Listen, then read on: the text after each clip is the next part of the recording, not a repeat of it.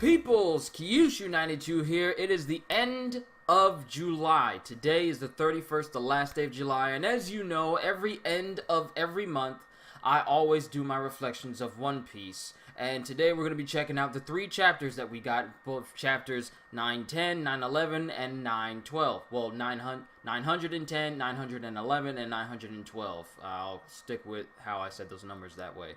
But first off, in 910, we get Onwards to the Wano Country. And in this chapter, the rest of the Straw Hat crew on the Sunny are making their way towards Wano Country, while also being informed through the newspaper of the events happening at the Reverie. And they all see their friends, they all read up on their friends being there, Shirahoshi, Vivi, all the friends that they met that are attending the Reverie right now. They're all, excited for him, especially Sanji and Chopper, because we know how Sanji gets around ladies, and he's just happy to see them on paper.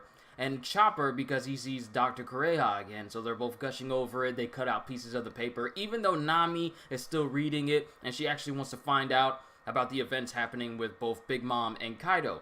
But as they get closer and closer to Wano Country, the weather around the area starts to really take a turn for the worse.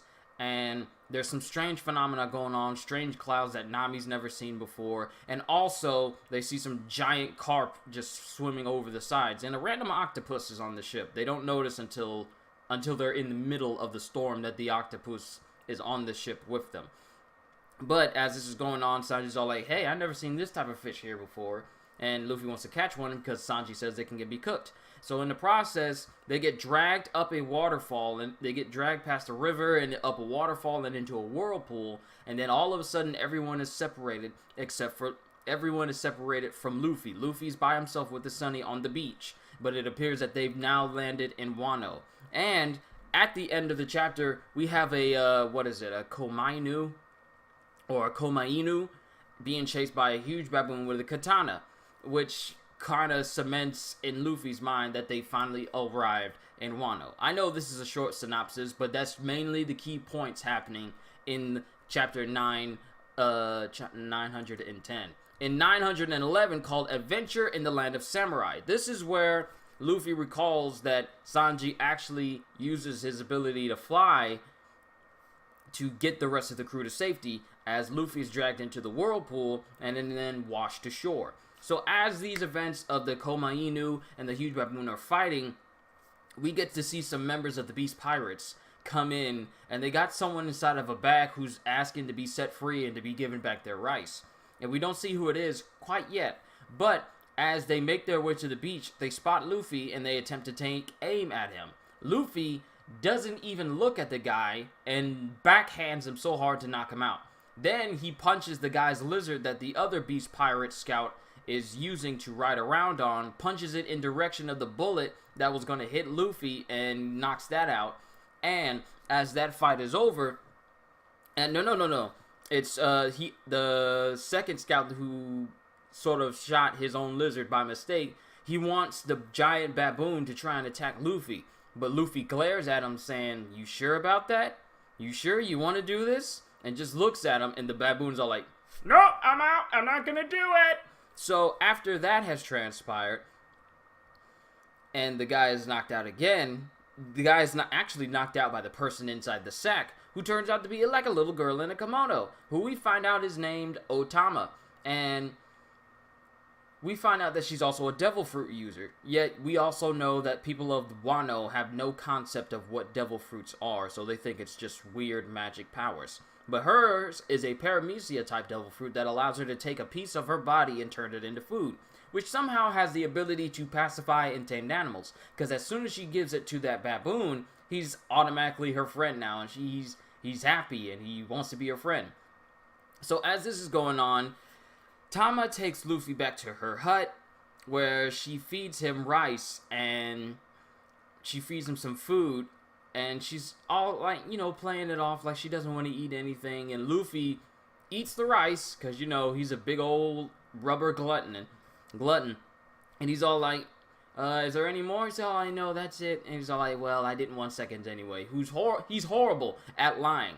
So as that happens, we have another dude come in, and it's this dude that looks like a Tengu. We find out his name later, but he comes in and he sees that Luffy has eaten the rice. Also, by the way, the name of the Kuma Inu and the baboon is Kumachiyo and Hihimaru.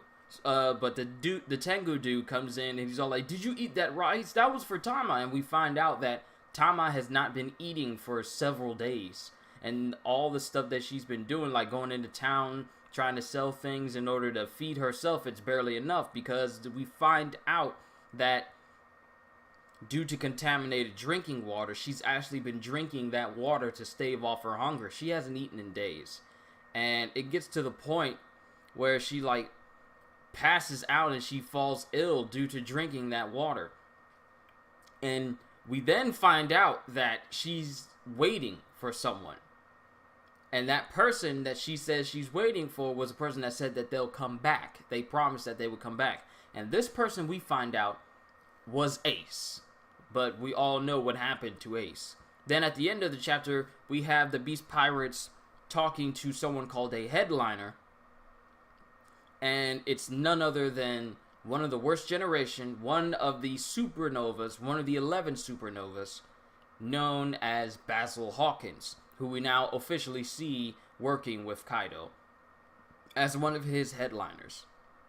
And Basil is there at the beach, seeing all that had transpired earlier with Luffy taking down those guards, those scout members, those Beast Pirate scout members. And he just resolves to, don't tell Kaido about this, I'll handle this myself. And that is pretty much where it ends on 911. In 912, it's called Amigasa Village, which is like the braided hat village. And then it's this that it's where Luffy pretty much just and tells Tama and the Tengu guy that Ace is dead. Of course, Tama doesn't want to believe it, and she starts hitting on Luffy, but then she falls unconscious again. Then we find out that the Tengu guy's name is Tengu Yama Hitetsu, who also happens to be a swordsmith. That comes into play later. And he tells us the story of how any village that resisted against the Shogun and Kaido, their entire village was decimated. And that there's no other way for them to get... They only survived by making braided hats. And he even recounts the details of how Ace came to their village during the time where they barely had any food, and they were all taken hostage by the villagers. But of course, Ace, having his flare fruit, he breaks the binds easily, but he holds no animosity towards the villagers. And he says, "It's alright, man, we'll be friends and we'll help out." And the villagers are like awestruck at the fact that pirates were being nice to them. So they came to know Ace very well, with him and his Spade Pirate crew. And Tama actually wanted to join Ace's crew. But during that time, Ace was all like, "Well, if you can become a super cool looking ninja, then sure, we'll have you in the crew." But of course, Tama was still too young, kind of paralleling how Luffy wanted to join Shanks, but he just wasn't at the level he is now to have his own crew. So I kind of noticed that little parallel there. Tama to Ace is how Luffy was to Shanks. So as they leave, Luffy just reaffirms that, yeah, Ace died at the War of the Best. And it wasn't until there was like I'm trying to put it into words here, but as Luffy I cannot speak, I'm sorry. When Tengu Yama says that the only place that has food are places controlled by Kaido, and everything else is decimated, Luffy resolves himself to go find a doctor in order to heal up Otama. So he decides to take Otama to a doctor in the nearest town, and he borrows one of Hitetsu's swords, which is also known as the Meito Nidai Hitetsu, which is one of the cursed swords, like Zora's sword. I forget the name of it. What is it? Hold on. I had it right here. I have my notes right here. What is it called? Nidai Kotetsu.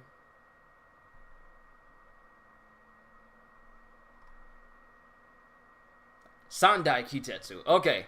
There it is. Sandai. I knew it was something with San. So, Nidai Kotetsu and Sandai Kotetsu.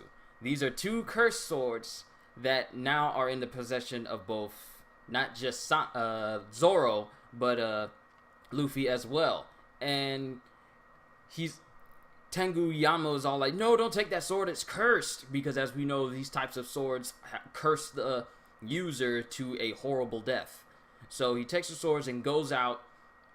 And as he goes out, he fully sees like the whole force devastation of areas that resisted the Shogun. The Shogun Orochi and Kaido have been completely decimated and completely barren. Like, you've seen nuclear fallout zones, that places that used to have trees now just have barren wastelands, except for like a soul factory in the background, which is part of Kaido's stuff. And you see these different creatures like a shark, crocodile, sharkadile, and as that's going on, Luffy notices some commotion going on in the distance where these two dudes are trying to beat up on another dude, but then that dude beats up those two dudes, and then we notice from a distance that it just happens to be Zoro! So Captain and First Mate have been reunited again, and Zoro just takes their sake and starts drinking it. So this is the first time that Luffy and Zoro have been reunited ever since the Whole Cake Island arc. Actually, this is the first time they've been united since Zou. Yeah, it's been since they last seen each other. Because during Whole Cake Island, they were going off one direction while Zoro and the rest of them went to Wano. So this is the first time since Zou that they actually seen each other. And who knows how many days have passed since Zou and Whole Cake Island. Does anyone know how many days passed between Zou and Whole Cake Island? Because it's been months for us readers, but in universe, it could only be like maybe like a week. Maybe a month or so, I don't know. But they're finally reunited, and it's then we see the return of headliner Basil Hawkins, who uses his ability to predict things, saying it's a 98% chance that it was the cause of you that my scouts were taken out. I'm paraphrasing because he doesn't actually say this, but there's a 98% chance that the commotion that happened earlier was you. And he prepares to fight both. Well, he gives them a choice. You either fight or die. Something along those lines. But it's then where Zoro and Luffy are starting to brandish their swords. We start to see Luffy use a sword. The last time we saw Luffy use a sword is when he was Nightmare Luffy on Thriller Bark. But Zoro's all like reminding Luffy like Kinemon told us not to cause any unnecessary trouble. And then Luffy's all like, well, we'll just have to apologize to him later, as they prepare to fight one of the worst generation. So all three of these chapters were very good. We're finally in Wano, fully into Wano. I mean, I know last month during the Seppuku chapter, we're officially in Wano, but now we have all of the Straw Hats in Wano now. So it's only a matter of time before all of the Straw Hat Pirates are fully reunited. So I cannot wait to see what happens, because last week we didn't get a chapter, but this week we get a chapter on Friday or Thursday, depending on the 2 days or how they're translated or how quickly they come out. But overall, I thought all three of these chapters were really great, because we've been hearing about Wano for so long, but now we're fully immersed into it. And now Luffy and Zoro are face to face with one of Kaido's headliners, Basil Hawkins, worst generation, one of the 11 supernovas, and still unknown about his devil fruit name. I cannot wait to see how all these chapters go forward from here, because now they're in Kaido's area. We've already dealt with Big Mom, and we've already seen just how invulnerable she is. Like Luffy's Gear 4, Big Mom could match that type of strength. Now, of course, we've seen Gear 4 Snake Man versus Katakuri, but and I wonder, is Jack back? Will we possibly see Jack? Jack the Drought? Has anyone pulled him up from the ocean ever since Zou literally gave him his behind?